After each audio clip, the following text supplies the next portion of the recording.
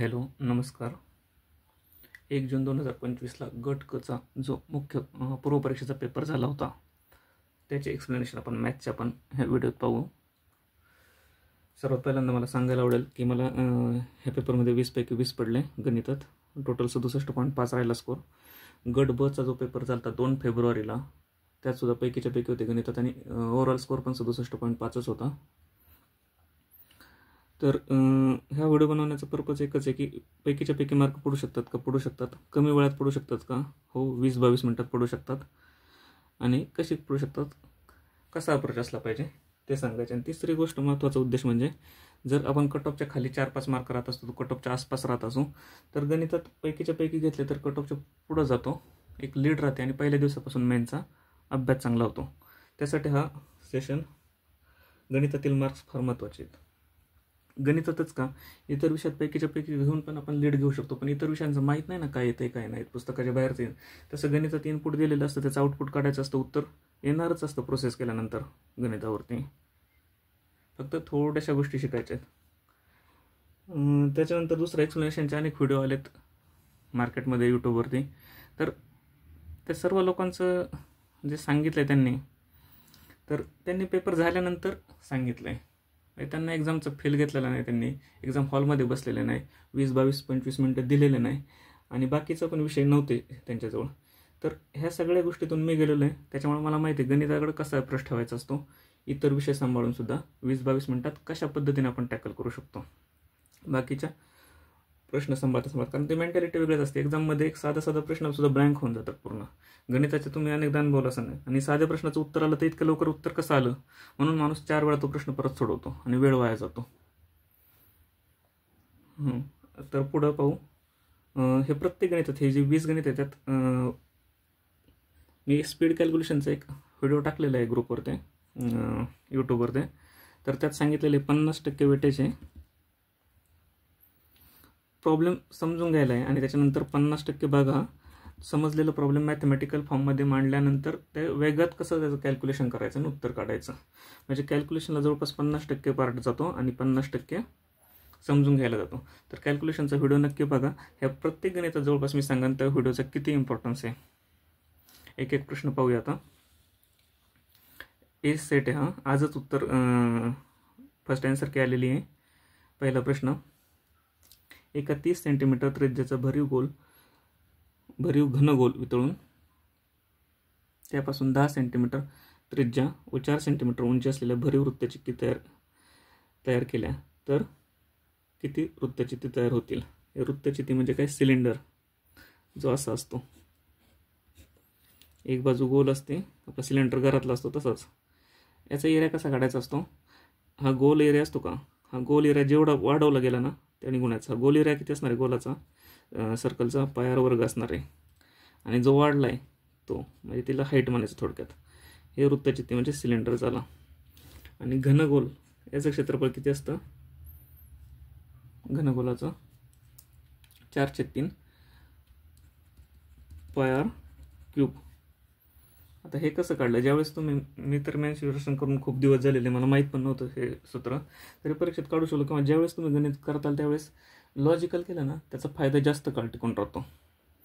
आता आधी सूत्र वापरून मी दाखवतो गणित कसं सोडता येईल. हे 4/3 पायार क्यूब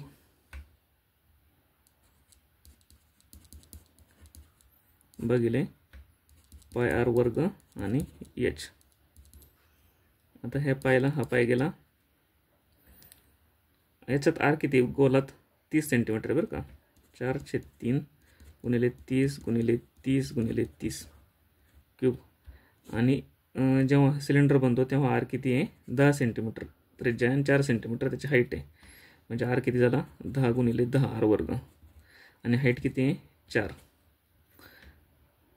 हे शून्याला हा शून्य गेला, हे शून्याला हा शून्य गेला, हे 4ला हा 4 गेला, हे 3ला हा 3 गेला. 30 × 90 पर्याय नंबर 3 आहे. पण ठीक आहे, फॉर्म्युले पाठ असते तर पटकन सुटान. आता फॉर्म्युला पण हा बघितला ना कसा, हा वर्तुळ त्याचा पायार वर्ग आणि जेवढी हाईट वाढली तेवढा. तर गोलाचं नाही का असं काही लक्षात ठेवण्याचं का. तर गोल एका बाजूने बघितल्यानंतर आपल्याला कसा दिसतो, असंच दिसतो ना बरोबर. म्हणजे वर्तुळच दिसतो आणि तो वाढत नेला. आता याची रेडियस हे आर आहे आणि आपण त्याचा सिलेंडर केला थोडक्यात, आणि इथं आर अंतरावर आलो, त्याचा सेंटर मानला आणि इकडं आर अंतरावर त्याचा एंड झाला. म्हणजे इकडं आर, इकडं आर, इकडं आर, इकडं आर, आणि इथून त्याचं म्हणजे थोडक्यात सिलेंडर बनलं आहे आता. आणि याला आता छाटून असं आपल्याला गोल बनवायचं आहे. आता सिलेंडरचं तर माहिती आहे, इकडं किती झालं पाय आर वर्ग हा, आणि हाईट किती झाली ही आर आणि आर 2r झाली, म्हणजे हाईट याची 2r निघूनलं, म्हणजे पाय आर आर स्क्वेअर आणि हा आर क्यूब आणि 2 पाय आर क्यूब काय झालं हे सिलेंडरचं झालं. पण आता आपल्याला छाटून त्याचा असा क्युबाईड्स नाही स्पिअर बनवायचे, गोल भरीव गोल. आता जर याचा शंकू बनवायचा झाला याचाच, तर 1/3 आपण हे करतो हे का नाही गुणतो. आता याचं क्षेत्रफळ किती, घनफळ किती आलं तर 2 पाय आर क्यूब हेच, आणि 1/3 केल्यावर असं शंकू बनवू शकतो ना आपण. पण शंकू आपल्याला बनवायचं नाही, आपल्याला इथून जायचं असं स्पिअर बनवण्यासाठी. शंकू इतकं खाली पण नाही जायचं आणि याच्या सिलेंडर इतकं मोठं पण नाही, असं दोघांचं मध्य साधायचे. हे सिलेंडरचं येते 2 पाय आर क्यूब आणि याचं येते 2 पाय आर क्यूब भागिले 3. यांचा छेद समान केला, समजा याला 3 छेद दिला तर हे 3 2 6 होतील. आणि आता दोघांचं मध्य साधायचे. मग 6 आणि 2चा मध्य किती, याचं ॲव्हरेजच काढलं 6 आणि 2 7 8 8 भागिले 2 4, म्हणजे किती झालं ते 4/3. हे 6 आणि 2 4 झालं, हे भागिले 3 तसंच पाय आर क्यूब. हे आपलं स्पिअरचं घनफळ झालं. हे जेव्हा तुम्ही हा टॉपिक करता तेव्हा असे लक्षात ठेवले, घनफळ कसं काढायचं, वर्ग क्षेत्रफळ कसं काढायचं लॉजिकली, तर ते विसरत नाही तर फॉर्म्युला विसरायला वेळ लागत नाही रिव्हिजन नसली तर. हा लिटरली 10वी नंतर फॉर्म्युला पहिल्यांदा वापरला आहे, मध्ये 10 वर्ष नोकरी केली तरी ह्याच फॉर्म्युलाचा कुठंच वापर झाला नाही. पण हा फॉर्म्युला काढू शकलो कारण 10वीत हा विचार केला होता. स्पिअर करताना आधी सिलेंडर करू शकतो, नंतर कोन करताना 1/3 करू शकतो, आणि ते कोन आणि स्पिअर सिलेंडरच्या मधला पार्ट येतो स्पिअर गोल, मग त्याचं ॲव्हरेज काढू शकतो. प्रत्येक प्रश्न लॉजिकली. आता क्यूबचा जरी घन काढायला झाला तर काय करतो आपण, हा लक्षात ठेवतो बाजूचा घन. पण त्याचं कसं आहे, बाजूचा वर्ग आहे, एका बाजूचा एरिया जेवढी हाईट असते हाईट निघूनलेलं असतं म्हणून बाजूचा घन झाला. इष्टिकाचे तिचं पण सेम तसंच होतं, लांबी गुणिले रुंदी गुणिले उंची. पण लांबी गुणिले रुंदी म्हणजे काय, एका बाजूचा एरिया असतो आणि त्या एरियाला उंचीने गुणत जातो, म्हणजे वरती जातो. सिलेंडरचं पण तसंच येतं, वर्तुळाचा एरिया आणि नंतर हाईटने असं जिथे हाईट करेल तेवढं गुणत जातो, म्हणजे ते घनफळ मिळतं. समजलं. 81चा 3 नंबर. म्हणजे फक्त सांगण्याचं तात्पर्य हे की लॉजिकली प्रत्येक गोष्ट केली तर जास्त काळ रिटर्न होते. 82 नंबर. एक रेल्वे गाडी 480 किलोमीटर अंतर एक समान वेगाने धावते. रेल्वे गाडीचा वेग 8 किलोमीटर ताशी असल्यास तेच अंतर पूर्ण करण्यास 3 तास जास्त, 8 किलोमीटर ताशी कमी असल्यास कमी केला वेग, तर ते अंतर पूर्ण करायला 3 तास जास्त वेळ लागतो. तर रेल्वे गाडीचा मूळ वेग किती असेल.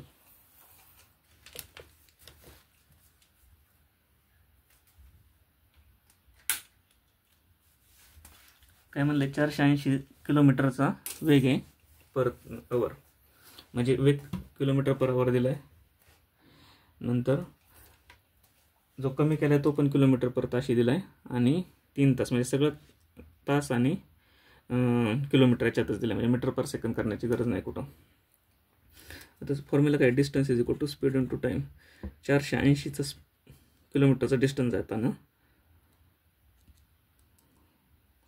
स्पीड आपण एस मानला आणि टाईम टी लागला. आता दुसऱ्या केसमध्ये काय सांगितलं, 480चा डिस्टन्स जायचं आहे, स्पीड किती केला आहे 8ने कमी केला आहे. पहिला आपण एस मानला हा, आता किती झाला एस मायनस 8 झाला, आणि तास किती पहिला टी मानला आहे, आता टी प्लस 3 झाला. आता इक्वेशन सोडवले तर एस आणि टीच्या किमती निघतील आपल्याला. पण ह्यात काय होतं, कुठं ना कुठं जाऊन इक्वेशन मोठं होतं आणि गुणाकार जास्त करावा लागतो, किंवा ते क्वाड्रिलेटरल इक्वेशन तयार होतं. त्यापेक्षा एक एक पर्याय घेऊन सोडवलं तरी पटकन सुटू शकतं. पहिला पर्याय घेतला 480, distance is equal to speed into time आहे. डिस्टन्स किती घेतला 480, स्पीड आपलं काय विचारलं आहे मूळ वेग 40 घेतला, 0ला 0 गेले, 4 1 4 4 2 8, 12 तास लागले बरोबर पहिल्या पर्यायानुसार. आणि 480चं अंतर जायला आता ताशी वेग 8ने कमी केला आहे. आता आपण 40 वेग घेतला होता, 8ने कमी केला म्हणजे 40 मधून 8 गेले 32. किती आले? 16 दुने 32, 16 त्रिक 48, 30 भागिले 2 15. 15 तास लागले. हे 12 तासाचे आता किती झाले? 15 तास झाले. म्हणजे 3 तास जास्त लागले. आणि प्रश्नात काय दिले? 3 तास जास्त लागतो. हे का पर्याय घेऊन सोडवला असा प्रश्न? तर क्वाड्रिलॅटरल इक्वेशन तयार झालं ना, वेळ जास्त जातो, तो वेळ वाचवायला. दुसरं काही नाही. हे इक्वेशन घेऊन पण गणित सुटतं. पुढचा प्रश्न 83.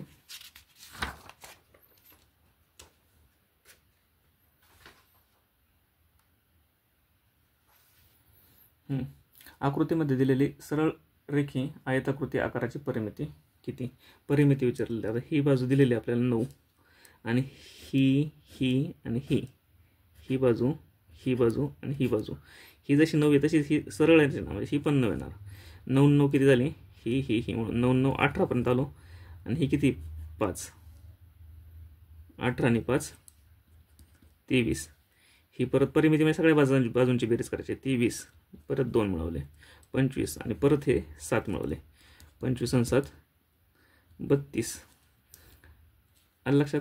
ही जशी 9 आहे तशीच ही आणि ही मिळून त्याचे एवढंच आहे. काटकोन आहेत प्रत्येकाच्या मध्ये. म्हणजे ही 9 9 9 18 तर होणार इथपर्यंत कळालं.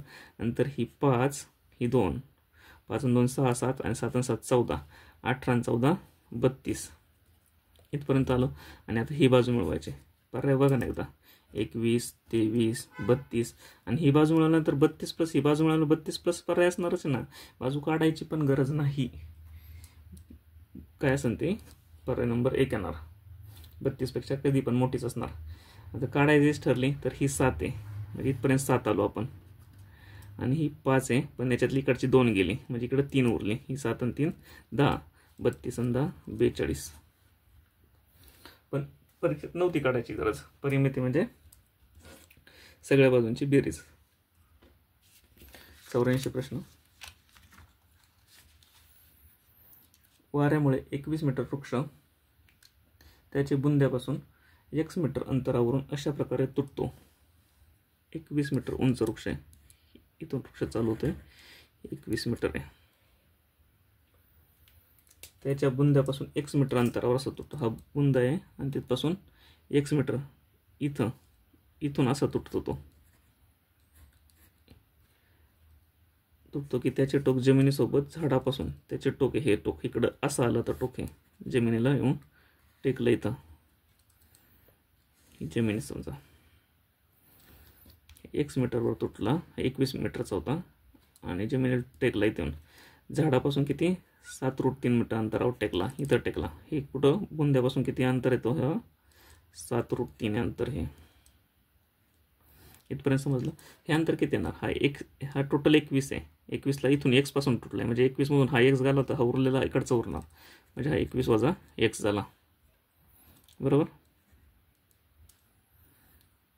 तर एक विशिष्ट कोन बनतो. तर त्या झाडाची उंची काढा तर त्या झाडाची x उंची काढा. म्हणजे x पासून तो तुटला आहे.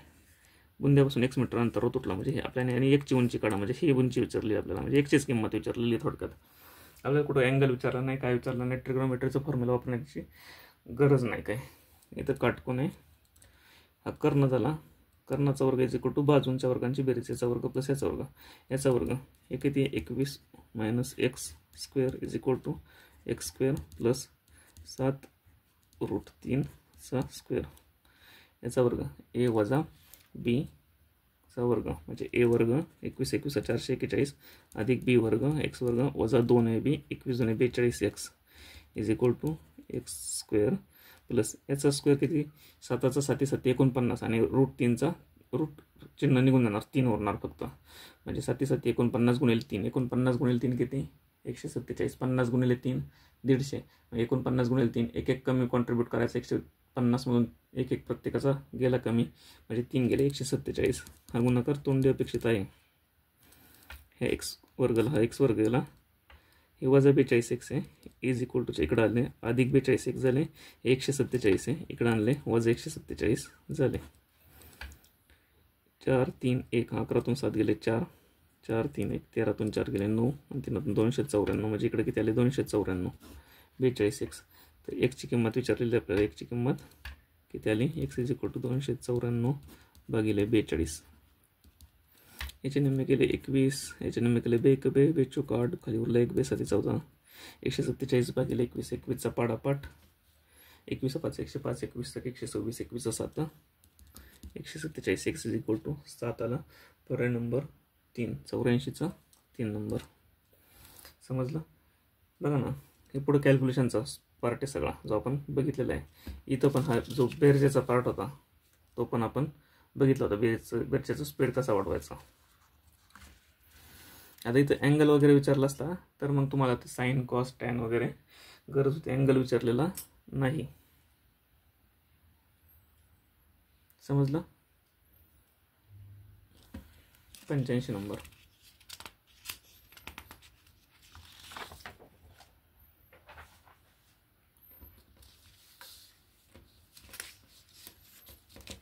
त्यामध्ये 85 नंबरला एका दिसते का, एका शिक्षकाचे उत्पन्न आणि खर्च यांचे गुणोत्तर 11:9 आहे. उत्पन्न आणि खर्च 11:9 आहे. जर त्याने वार्षिक 36,000 रुपयांची बचत केली तर त्याचे मासिक उत्पन्न किती? आता उत्पन्न आपण 11 मानलं आणि खर्च 9 मानलं. 11 रुपये कमवतोय तो आणि 9 रुपये खर्च करतोय. आणि वार्षिक किती? 36,000 रुपयांची बचत केली. आता 11 रुपये कमवले, 9 रुपये खर्च केले, म्हणजे सेविंग किती झाली? 2 रुपयाचे. आणि 2 म्हणजेच काय आहे? त्याची 36,000 रुपयांची बचत आहे. हे 2 म्हणजेच 36,000 आहेत. तर एकूण त्याचं काय उचलले? मासिक उत्पन्न विचारले. तर उत्पन्न किती होतं त्याचं? 11. 11 म्हणजे किती? 2चे किती होतात? 36,000. तर 11चे किती? हे. आणि हे काय विचारले? वार्षिक दिलेले. आपल्याला काय विचारले? शेवटला मासिक विचारले. आणि 12ने भागलं, मासिक आलं. 12 × 12, 12 × 36. 3,000 भागिले 2, 1500 गुणिले 11. 2 शून्य तसेच. 15 गुणिले 11, 15 150. आणि एक एक्स्ट्राचा 15. 150 आणि 15 165. 16,500. पर्याय नंबर 4. गुणाकार शिकलोय आपण कसा करायचा स्पीड कॅल्क्युलेशनमध्ये. 86 नंबरचा प्रश्न. एका वर्गात 40% मुलांनी शिष्यवृत्ती मिळाली आणि 50% विद्यार्थ्यांना शिष्यवृत्ती मिळत असेल. वर्गात मुलींची एकूण टक्केवारी 60% असेल तर शिष्यवृत्ती मिळालेल्या मुलींची टक्केवारी काय असेल? काय म्हणले? 50% विद्यार्थ्यांना शिष्यवृत्ती मिळते बरं का. वर्गात 100 विद्यार्थी मानले, 50 जणांना शिष्यवृत्ती मिळणार आहे. इथपर्यंत ओके. वर्गात मुलींची टक्केवारी किती आहे? 60 आहे. मुली किती आहेत? 60 आहे. 100 मानल्यात म्हणल्यावर 60% म्हणजे 60 मुली आहेत. मग मुले किती होणार? 100तून 60 गेले 40. विद्यार्थी मानले 100, 60 झाल्या मुली, मुली झाले 40. आता काय म्हणते? मुलींची टक्केवारी, शिष्यवृत्ती मिळणाऱ्या मुलींची टक्केवारी काढा. आता 50 पैकी काही मुलांना शिष्यवृत्ती मिळाली आणि 50 पैकी काही मुलींना शिष्यवृत्ती मिळाली. आता मुलींची टक्केवारी विचारली, पण मुलांना दिलेली मुलांची टक्केवारी. वर्गात 40% मुलांना शिष्यवृत्ती मिळाली.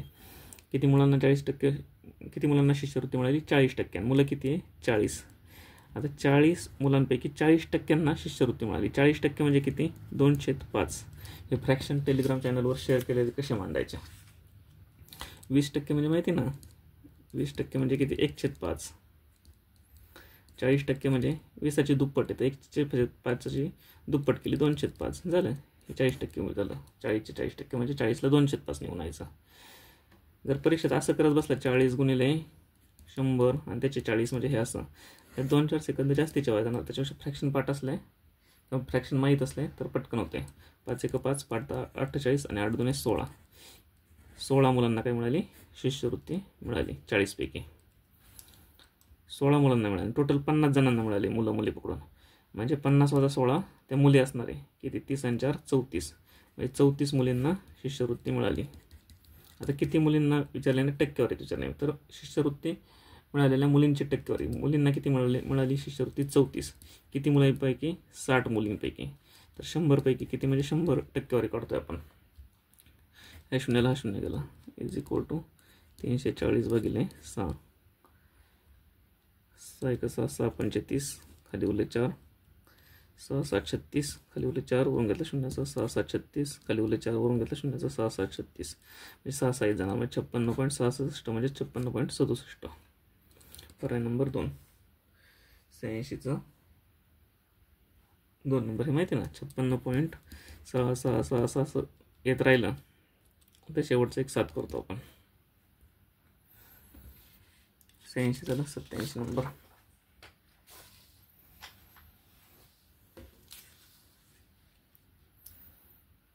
एका वर्गामध्ये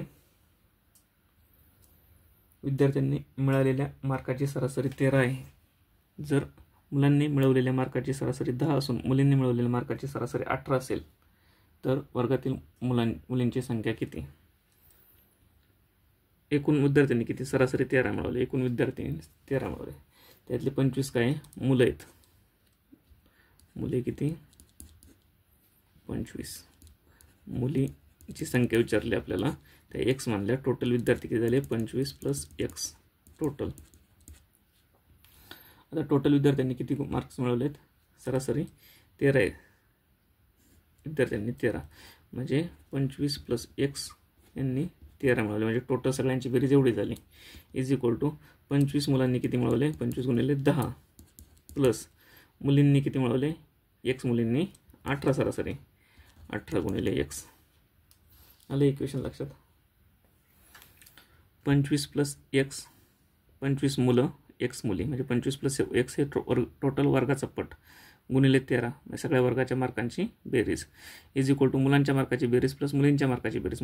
मुलं किती? 25 त्यांची सरासरी मार्क 10 म्हणजे मुलांच्या मार्काची बेरीज 25 गुणिले 10 प्लस मुलींच्या मार्काची बेरीज. मुली किती? x. मुलींची सरासरी किती? मुलींनी मिळवलेल्या मार्काची सरासरी 18x आणि इक्वेशन सोडवलं तर x = 15 येतं. ह्या पद्धतीने सोडवलं तरी ओके, काय अडचण नाही. पण या ठिकाणी गोष्टीसारखं सोडवायला गेलं तर बघा ना, गुरुजींनी पेपर घेतला सरांनी आणि सरांनी सांगितलं मला काही माहीत नाही, 25 मुलं आहे तुम्ही आणि तो x मुली आहेत, तुम्ही मला 13 सरासरी आणायचे मार्क, प्रत्येकाने 13 मार्क पाडायचे.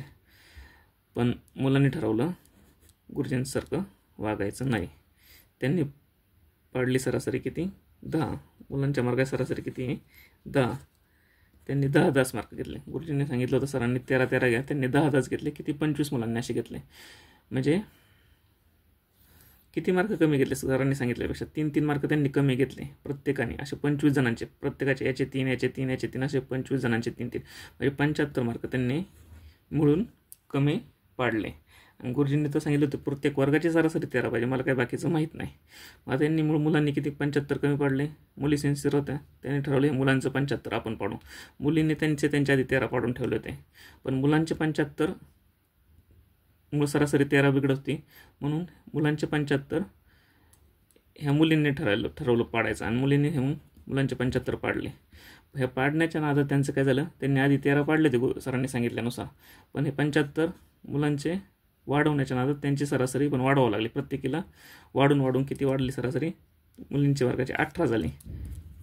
आधी 13 त्यांनी पाडले होते पण त्यांना मुलांसाठी 18 पाडावं लागले म्हणजे 5 मार्क जास्त पाडावं लागले. आता इनी 5 असे करून 75 मार्क जास्त पडले. असे किती जणी होत्या? 75 भागिले 5 = 15 जण होत्या. म्हणजे 15 मुलींनी प्रत्येकीने 5 वाढवले. 15 5 75 आणि जे वाढले 75 तेच मुलांचे कमी झालेले होते. समजलं? ह्या पद्धतीने पण सोडवता येतं. किंवा मग अजून एक मेथड आहे,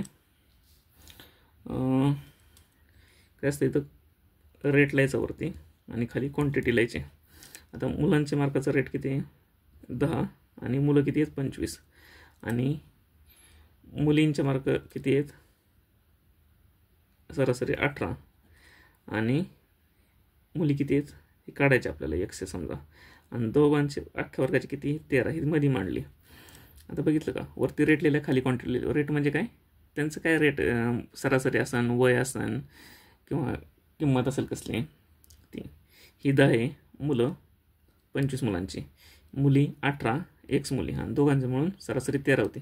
यांच्यातलं फरक किती? 3 आणि यांच्यातलं फरक किती? 13तून 10 गेले 3 आणि 18तून 13 गेले 5. हा जस्ट रेशो आहे 3:5. हा उलटा आणायचा इकडं 5:3.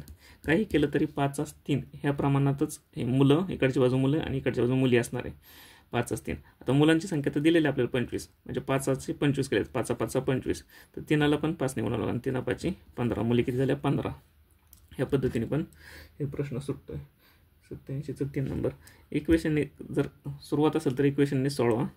थोड्या गोष्टीसारखं जायचं असलं तर ह्या पद्धतीने सोडवा, आणि पुढं ॲडव्हान्सला जायचं असलं तर ह्या पद्धतीने सोडवा. 87 झालं. 88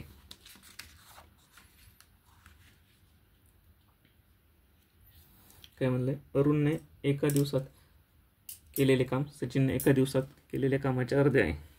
अरुणने केलेले काम सचिनने केलेल्या कामाच्या अर्धे आहे. तसेच सचिनने एका दिवसात केलेले काम राहुलने एका दिवसात केलेल्या कामाच्या अर्धे आहे. जर राहुल एकटा ते काम 14 दिवसात पूर्ण करतो तर अरुण, सचिन आणि राहुल मिळून किती दिवसात पूर्ण करतात. अशा प्रकारच्या प्रश्नसुद्धा मी ह्याच फॉर्म्युला करतो. आपला मागाचा distance is equal to speed into time. हे टोटल काम झालं, म्हणजे टोटल डिस्टन्स जायचे त्यांना टोटल काम. स्पीड म्हणजे ते एका दिवसात किती काम करतात, आणि टाईम म्हणजे किती दिवस काम केलं. आता कोण कोण आहे, अरुण, सचिन आणि राहुल. अरुणने एका दिवसात केलेले काम सचिनने एका दिवसात केलेल्या कामाच्या अर्धे आहे. स्पीड म्हणजेच एका दिवसात केलेलं काम. अरुणने किती केलं, 1 केलं. सचिनने केलेल्या कामाच्या ते अर्धे, म्हणजे सचिनने 2 केलेलं असणार आहे, मग तेव्हा अरुणचं अर्ध झालं. आणि सचिनने एका दिवसात केलेलं काम, सचिनने एका दिवसात किती केले, 2. ते राहुलने एका दिवसात केल्याच्या कामाच्या अर्धे, हे अर्धे राहुलच्या, म्हणजे राहुल एका दिवसात किती करतोय, 4. हा प्रत्येकाचा स्पीड झाला. अरुणचा स्पीड एका दिवसात 1 काम करायचा, याचा 2 आणि याचा 4. टोटल काम माहीत नाही आपल्याला, डी लिहिलं आहे, आणि किती दिवस लिहिलं ते टी. आता काय म्हणले, राहुल एकटा ते काम 14 दिवसात, तर राहुल हा ते काम 14 दिवसात पूर्ण करतो. स्पीड इंटू टाईम म्हणजे 14 चौक 56. टोटल काम किती असणार आहे, 56 असणार आहे. बरोबर. राहुलचा स्पीड एका दिवसात 4 आहे, आज 4 उद्या 4, असं 14 दिवसात 14 चौक 56. टोटल काम 56 झालं आपलं. शेवटला काय विचारलं आहे, अरुण, सचिन आणि राहुल यांनी मिळून किती दिवसात काम पूर्ण करतील.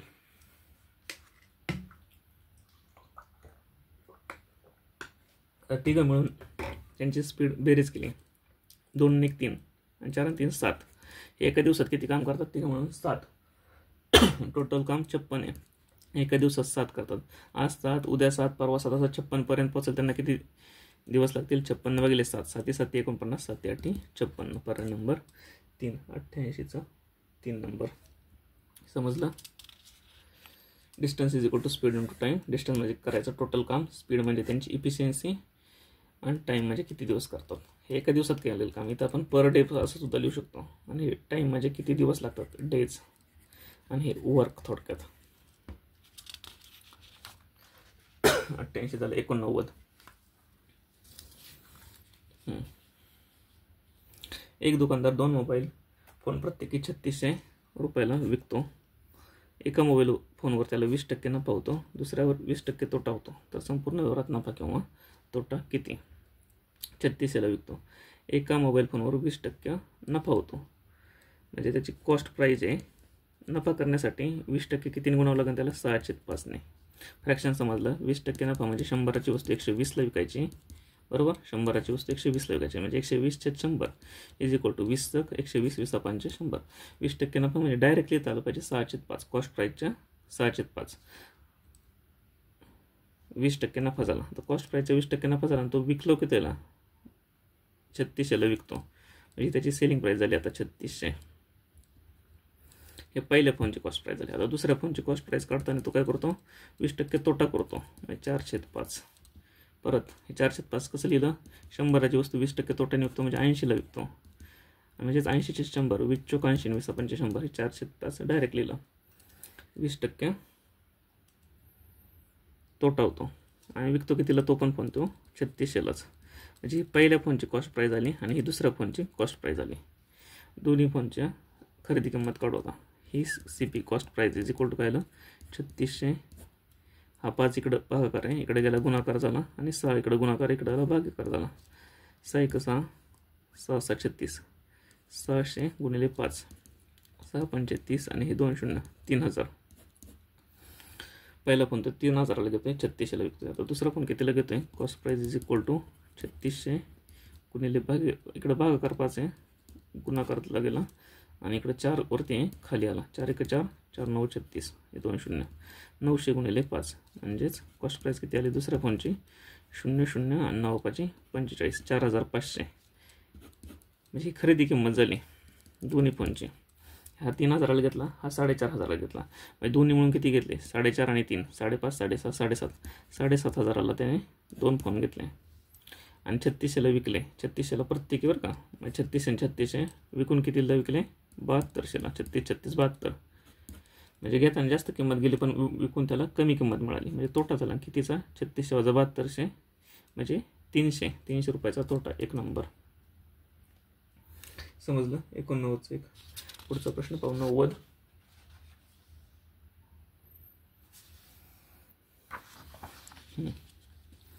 दिनांक 14 ऑगस्ट 1947ला आठवड्यातील कोणता वार होता? कोणत्या पण तारीख दिली तर त्याचा वार काढायचं एक लेक्चर घेऊ आपण यूट्यूबला. सोपं आहे काय नाही. या ठिकाणी मला माहीत होतं की 15 ऑगस्टला शुक्रवार होता, त्या दृष्टीने मी गुरुवार लगेच लिहिला, वेळ घालवला नाही. पण याच्यावरती एक लेक्चर घेऊ आपण. 400 वर्षांनी लीप इयर कसं येतं आणि 4 भाग झाल्यावरती 29 फेब्रुवारी महिना असतो, त्याच्यावरती एक लेक्चर घेऊ. पुढचा प्रश्न 91. वर्तुळाचे संख्यांचे निरीक्षण करा आणि प्रश्नचिन्हाच्या जागी कोणता योग्य पर्याय. अशा प्रकारच्या गणितात आपण पहिल्यांदा बेरीज करतो, वजाबाकी करतो, नंतर त्यांनी नाही झालं तर गुणाकार करतो, गुणाकाराने नाही झालं तर स्क्वेअर करतो, क्यूब करतो आणि काहीतरी संबंध लावतो. पण पहिल्यांदा सुरुवात कुठून करतो? बेरजेपासूनच करतो. म्हणून बेरजेपासून सुरुवात केली. 17 20 37 15 53 37 आणि 15 किती 37 आणि 10 47 52 52 आणि 18 70 म्हणजे ह्या चारची बेरीज 70 आली आतली. मग असे म्हणतात ना स्पीड कॅल्क्युलेशनचं लेक्चर, त्याच्यात शिकवलं बेरचा कशा, त्याचा फायदा इथे डायरेक्ट. बाकीच्या मुलांची बेरीज इथं सगळ्या यांची बेरीज करायला 20 सेकंद लागत असले ना, आपले 10 सेकंदात झाले तरी 10 सेकंद वाचले ना, आणि ह्या पेपरला काय टाईमच पुरला नव्हता. यांची बेरीज 70 आली. तर बाहेरची बेरीज करून बघू 70 येते का. 13 आणि 16 29 29 आणि 19 39 9 48 48 आहे ते, आणि ही कमी पडते. 48ला किती कमी पडते 70पर्यंत पोचायला. 50पासून 70पर्यंत 20ने पोचते आणि हे 2 20 आणि 2 22. दर जवळजवळ काय तोंडी आले पाहिजे. 4 नंबर. 91चा 4 नंबर. 92 प्रश्न. रिंकूच्या घड्याळात सकाळचे 9 वाजले आहेत. जर तास काटा पश्चिमेला असेल, काढा ना घड्याळ. घड्याळ काढायला किती वेळ लागणार आहे? 12 6 12 नंतर 1 2 3 4 5 6 7 8 9 9 वाजले. हा तास काटा छोटा आणि मिनिट काटा झालं. 9 वाजले. आता तास काटा पश्चिमेकडे असेल तर मिनिट काटा, तास काटा इकडं पश्चिमेकडे तर मिनिट काटा. पूर्व पश्चिम दक्षिण आणि उत्तर. उत्तर इकडे असणार. 3 नंबर. 92चा 3 नंबर. हा प्रश्न पण काही जणांनी चुकवला आहे. खूप सोपा प्रश्न म्हणून 2-3 वेळा सोडून पाहिला आहे. तिथं पण काही सेकंद जणांनी टाईम घालवला आहे. खूप सोपा असला तरी प्रॉब्लेम होतो आहे, टाईम जातो आहे. कॉन्फिडन्स पाहिजे ना प्रश्न सोडवल्यानंतर. आता इथं काय म्हणलं आहे, खालील वर्तुळालेख एका कुटुंबाचा विविध बाबींवरील मासिक खर्च दर्शवतो. कुटुंबाचे मासिक उत्पन्न 46,800 आहे. तर कपड्यांपेक्षा अन्नधान्य खर्च किती जास्त आहे? कपड्यांवरती किती आहे हे टोटल माहिती आहे, 360 डिग्री असते. नसली माहीत तरी ही किती असते? 90. हे तर माहिती आहे 90 डिग्री. 90 90 180 180 90 270 आणि पूर्ण 360. आता हे टोटल वर्तुळाचं 360 डिग्री. आता काय विचारलं आपल्याला? कपड्यांपेक्षा अन्नधान्यावरील खर्च किती जास्त आहे? कपड्यांपेक्षा अन्नधान्यावरती कपड्यावरती 76 डिग्री खर्च आहे, 76 अंश, आणि इकडं 144 अंश. म्हणजे किती गेले? 144 मधून 76 गेले 68 येते. परत त्या बेरजा वजापाक्या गुणाकाराच्या पलीकडं जात नाही. 360 पैकी 68. तर हा खर्च जास्त आहे अन्नधान्यावरती. 68 डिग्री खर्च जास्त आहे कपड्यांपेक्षा. हा किती परत की 360 पैकी टोटल 360 पैकी 68 जास्त आहे. 144 मधून 76 गेले म्हणजे 68 राहतात. टोटल 360 आहे. 366 पैकी 360 पैकी 68 जास्त आहे. तर आपल्याला किती पैकी काढायचं आहे? टोटल किमतीत विचारले. किंमत किती टोटल? 360 equal to 46,800. 46,800 पैकी किती झालं? परत गुणाकार बेरजा स्पीड कॅल्क्युलेशन शेवटपर्यंत पिक्चर सोडणार नाही. किती 6 भाग जातो का 6 6 36 6 7 42 खाली उरले 4 7 68 जातो आहे 6 6 36 6 7 42 खाली उरले 4 6 7 42 6 8 48 0 6 1 6 1 6 खाली उरले 6 3 8 130 गुणिले 68 हा 0 तसाच 83 53 65 13 78 13 7 91 13 104 40 10 13 65 13 78 78 88 पर्याय 8 8 4 0 1 नंबर 93चा 1 नंबर. परत बेरीज गुणाकार त्याच गोष्टी परत वेगळं काय नाही. समजायचं गणितच नाही. 10वीच्या मुलांना समजतंय गणित. फरक काय राहतो, एक जणाला 25 सेकंद लागतं सोडवायला आणि एक जणाला 10 सेकंद. 10 सेकंद काय लागतात त्याला 144 + 76 68 लगेच येतं, कारण त्यांनी दररोज प्रॅक्टिस केलेली आहे. परत सांगतो, स्पीड कॅल्क्युलेशनचं लेक्चर बघा, तशी प्रॅक्टिस करा रोज. MPSC 90% गणित तर समजायची नाहीतच आहे. 10वीच्या मुलांना पण समजतात ते. ग्रॅज्युएशन झालेलं समजलीच पाहिजे. उरला प्रश्न फक्त स्पीडचा राहिला, तर स्पीडवरती काम करा. कट ऑफच्या वरती मार्क राहतील दरवेळेस. 93 झालं 94. उन्नती 79. तर उत्कर्ष कसा लिहिला जाईल. ABCD नुसार क्रमानुसार बेरीज करून बघा. येते का 79? येत असेल तर याची पण बेरीज करा, ती मांडा. नसेल येत तर जी बेरीज येते त्याच्या दुप्पट करा, वर्ग करा, काहीतरी रिलेशन लावून 1980 बरोबर जोडा. तसंच रिलेशन उत्कर्ष बेरीज वजाबाकी गुणाकार काय असेल त्याच्याबरोबर तयार करा. आता याची बेरीज येते 79. तर हे 1 2 3 4 5 6 7 यांची 7 जणांची संख्या लिहायची आणि त्याची बेरीज करायची, ती 98 येते. आली परत बेरीज. काय म्हणजे हुशारीचं कामच नाही, बेरजेचं म्हणजे स्पीडचं काम आहे फक्त. बेरीज फास्ट करायला 7 जणांची बेरीज करायला एकाला 30 सेकंद लागले आणि एकाला 15 सेकंद लागले. झालं 15 सेकंद त्याचे मोकळे झाले. प्रत्येक गणितात बेरीज वजाबाकी गुणाकार भागाकार आहे. स्पीड कॅल्क्युलेशनचं लेक्चर बघावं 95. आणि अजून पण त्याच्यात पार्ट 1 आहे, अजून 2-3 पार्ट टाकणार आहे मी, जेणेकरून काही अडचणच राहिली नाही पाहिजे. साखरेच्या किमतीत 20% कपात केल्याने खरेदीदारास 160 किमतीमध्ये 2.5 किलो साखर जास्त मिळते. तर प्रति किलो साखरेची किंमत किती? आता 20% कपात केली. पहिली किती होती? 20% कपात म्हणजे 4/5. मागाशी शिकलो ना फ्रॅक्शन मांडायचा कसा. 20% कपात म्हणजे 4/5. म्हणजेच बघा ना, 100ची 80 झाली. 20% कपात 20 चोक 80 20 पंचे 100 4/5. म्हणजे पहिली 5x किंमत मानली, आता 4x किंमत झाली. इथपर्यंत कळालं. पहिली किंमत 5x साखरेची होती, 5x रुपयाला किलो भेटत होती, आता 4x रुपये किलो झाली. 20% कमी. 160 किमतीमध्ये 2.5 किलो साखर जास्त मिळायला लागली. आता पहिली 160 किमतीत जेवढी मिळत होती, आता किंमत कमी झाल्यामुळे जास्त मिळेल का कमी मिळेल? साखरेची किंमत कमी झाली, 5x वरून 4x झाली. तर 160 रुपयाची साखर मिळणार होती, ती कमी किंमत झाल्यामुळे जास्त मिळणार. किंमत कमी झाल्यामुळे कधी पण साखर जास्तच मिळणार. आणि ती किती जास्त मिळायला लागली? 2.5 किलो. आता कमी किंमत झाल्यामुळे किती साखर मिळणार आहे? 160 रुपयात. 160 रुपयात किती किंमत कमी झाली? 5xची 4x झाली. म्हणजे 4xने काहीतरी सर्टन किलो साखर मिळणार आहे. 4x नवीन रेट आहे साखरेचा, 20% कमी होऊन 160 रुपयात आता किती किलो साखर मिळणार? 160 भागिले 4x. सरळ व्यवहार आहे दुकानात गेल्यानंतरचा. 160 रुपये घेऊन गेलो, 4xने साखर घेतली तर किती किलो भेटणार? 160 भागिले 4x. आता 5x किमतीने जर घ्यायला गेलो तर आपल्याला काय मिळणार? साखर कमी मिळणार. ती वजा केली याच्यातून. 160 वजा 5x. इथं किती जास्त मिळते? 4x कमी किमतीमुळं साखरेच्या आपल्याला 2.5 किलो जास्त मिळते 160 रुपयात. म्हणून इथं जी मिळणार आहे ती 5x पेक्षा 2.5 किलोने जास्त आहे. म्हणजे यांचा फरक किती झाला? 2.5 किलोचा झालं. एवढं इक्वेशन सोडवायचं. इक्वेशन तयार करण्याचा 50% पार्ट संपला. दुसरा 50% कॅल्क्युलेशनचा. हा कॅल्क्युलेशनचा पार्ट कोण 5 सेकंदात करेन, कोण दररोज प्रॅक्टिस करून 2 सेकंदात करेल. ज्याची त्याची मर्जी किती स्पीड वाढवायचा. सोडवलं आहे समजा. 4 1 4 4 चौक 16 40 आली. इथं 5 1 5 5 3 15 खालीवर 5 2 10 म्हणजे 40 भागिले x वजा 32 भागिले x = 2.5. छेद समान केला. 40 मधून 32 गेले 8 भागिले x = 2.5. म्हणजे किती आले? हे x तिकडे नेले. 8 = 2.5x. आणि आपल्याला काय विचारलं आता? मूळ किंमत. मूळ किंमत किती? 5x आहे.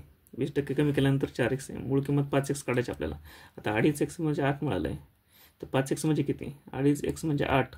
याची डबल केली झाली ना 5x. 2.5ची डबल 5x. आणि हीच मूळ किंमत आहे 1. इकडं बघा ना 5x. मग याची डबल करत होतं, याची पण डबल केली. 8 2 16. ही झाली मूळ किंमत 16. 4 नंबर. 95चं 4 नंबर. 96. हा प्रश्न यूट्यूबला टाकलेला आहे, कसा सोडवायचा. हे जर ABC मांडत बसलं आणि त्याच्या बेरजा करून बघितला तर वेळ जातो. त्याच्यापेक्षा पॅटर्न शोधला तरी आपल्याला फास्टमध्ये सोडवता येतं. पॅटर्न कसा आहे? A पासून B पर्यंत गेलो, C कडे गेलो, D कडे आलो. हा असा उलटा 4 झाला. नंतर ABCD झालं. ABCD. नंतर EFGH. E कुठे इथं आहे? F इथं येणार, G इथं, H परत बाहेर असं. हा मोठा 4 झाला. बाहेरून सुरुवात झाली, आतून आलो, नंतर परत बाहेर जाईन झाला. आता छोटा 4 बाहेरून सुरुवात, बाहेर एंड. EFGH. F इथं, EFG आणि H परत बाहेर आला आहे. म्हणजे F आणि G असे खाली आले पाहिजे. इथं F आणि G. F आणि G आहे का? F आणि G इथं आहे काय? F आणि G इथं आहे काय? FK. म्हणजे आता हे 2 पाऱ्यापैकी. आता EFGH पर्यंत आलो. H नंतर HIJKL. I कुठे इथं? इथं I. नंतर आता परत हा उलटा 4 झाला, हा सुईचा 4 झाला. आता परत पुढं उलटा 4 छोटा 4 असा येणार. IJKL. IJKL. L परत इकडं बाहेर आला आहे. म्हणजे J आणि K इथे येणार. KJ याच्यावरती. KJ. पर्याय नंबर 3. IJKL झालं. नंतर MNOP. M इथं, MNOP. परत म्हणलं का सुलटा म्हणजे सुईचा 4. फक्त पॅटर्न ओळखला, 10 सेकंदाचंच काम होतं फक्त. 96 झालं.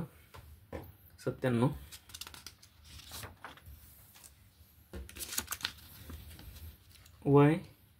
XYZ. XYZ. मागून पहिला, मागून दुसरा, त्याचा वर्ग केला 4. नंतर ही किती आला मागून?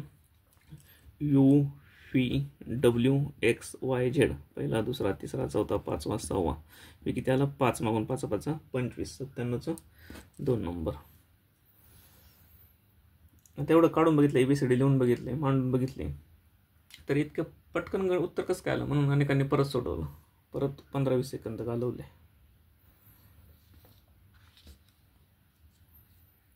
एका वर्गात N हा 5व्या क्रमांकावर आहे. N किती आहे? इकडून चालू झालं आपण डाव्या हाताने. हा N आहे 5 नंबरला आहे. S हा शेवटून 8व्या क्रमांक आहे. आता इकडून शेवटून S हा 8 नंबरला आहे. जर T हा N नंतर 6वा, T हा N नंतर 6वा, म्हणजे N नंतर हा T आहे 6वा आहे. म्हणजे इथं मध्ये 5 लोक आहेत आणि नंतर हा 6वा T आहे. म्हणजे यांच्या दोघांच्या मध्ये किती? 5 जण. T हा N नंतर 6वा, N आणि N हा S च्या मध्यभागी असेल. T हा N नंतर 6वा आणि N आणि S. हा T हा कोणाच्या? N आणि S च्या मध्यभागी आहे. म्हणजे इकडं ह्या दोघांच्या मध्ये 5 आहे, तसं त्यांचं म्हणणं आहे. T हा N आणि S च्या मध्यभागी, म्हणजे इथं ह्या दोघांच्या मध्ये पण 5 जण आहेत. मध्यभागी असेल तर वर्गात किती विद्यार्थी आहेत? बघा ना, हा 5 इथपर्यंत आलो. 5 आणि 5 10, 11, 11 आणि 5 16, 16 आणि 8 24. पर्याय नंबर 2. किंवा इथपर्यंत 5 आहे आपल्याला माहिती आहे. हे 5 आणि 5 10 आणि 1 11. हा T, हा 5, हा 5 आणि T 1 11. हे 11 झाले इथं.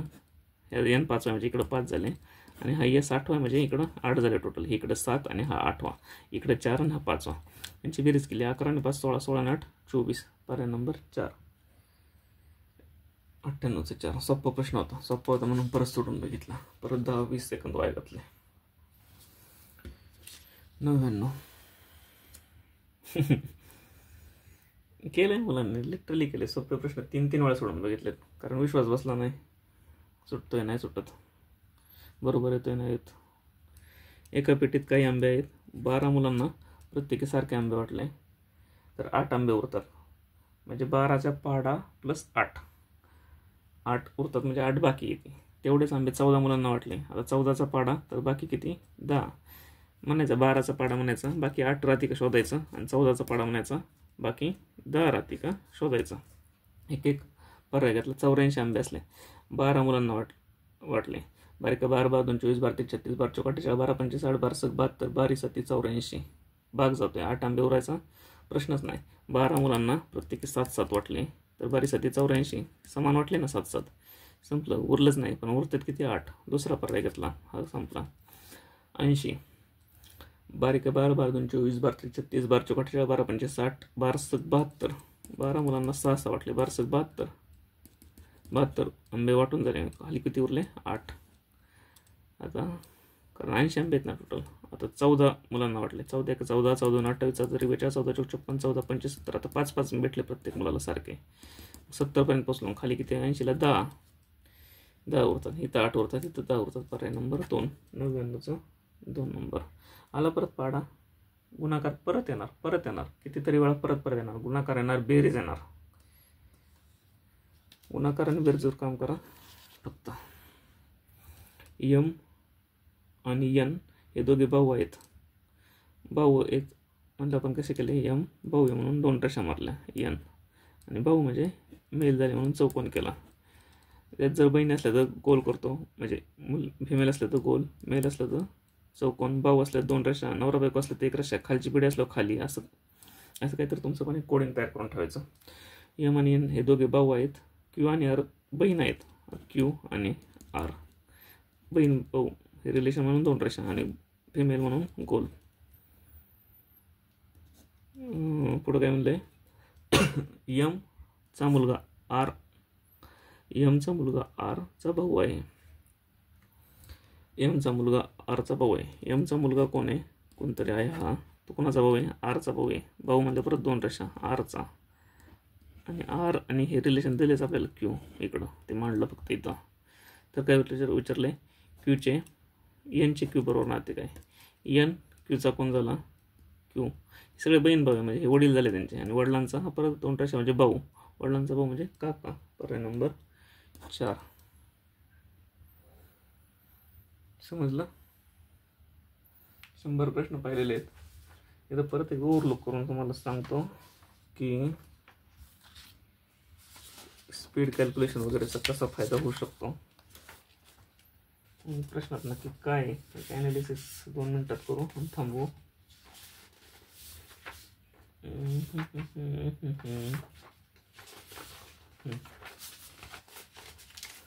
हा प्रश्न 81 पासून चालू. काय होतं इथं, हे सूत्र माहीत पाहिजे होते. सूत्र नसले माहीत तर कॉन्सेप्ट माहीत पाहिजे होता. सूत्र तयार करता येण्याजोगं होतं, दुसरं काहीच नव्हतं. 82 नंबरचा प्रश्न. याच्यात तरी काय होतं, distance is equal to speed into time, एकच फॉर्म्युला, आणि तो इक्वेशन वेगळं होतं. तो म्हणून एक एक पर्याय घेऊन सोडवलं. पर्याय घेऊन सोडवताना स्पीड, इथं काय करायचं, भागाकार म्हणजे काय, स्पीड वाढला पाहिजे. स्पीड वाढवणे बघा ना, स्पीडचं महत्त्व किती. इथं पण हे कॅल्क्युलेशन होतं, इथं पण हे कॅल्क्युलेशन होतं, इथं पण हे कॅल्क्युलेशन होतं. 82 झालं. 83 प्रश्न.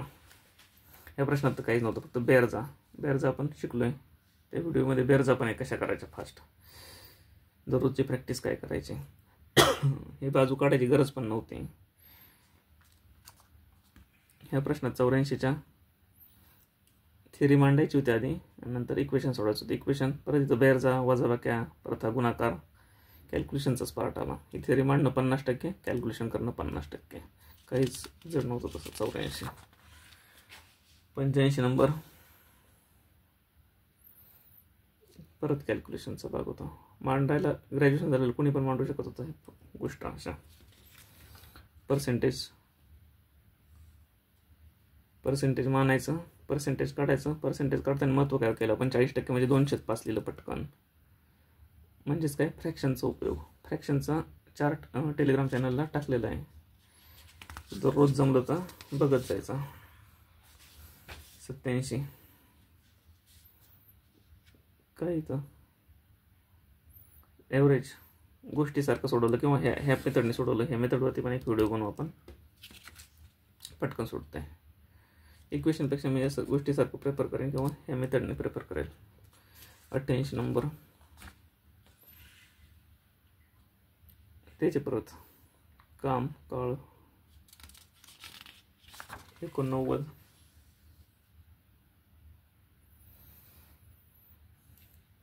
परत फ्रॅक्शनचा उपयोग 20% वाढला म्हणजे 6/5 लिहायची ताकद कुणाकडे आहे? याने फ्रॅक्शनचा अभ्यास केला त्याच्याकडे आहे. 20% कमी झाला, तोटा झाला म्हणजे 20% कमी गोष्ट म्हणजे 4/5 लगेच लिहायची ताकद कुणाकडे आहे? ज्याने फ्रॅक्शनचा व्यवस्थित अभ्यास केला त्याच्याकडे आहे.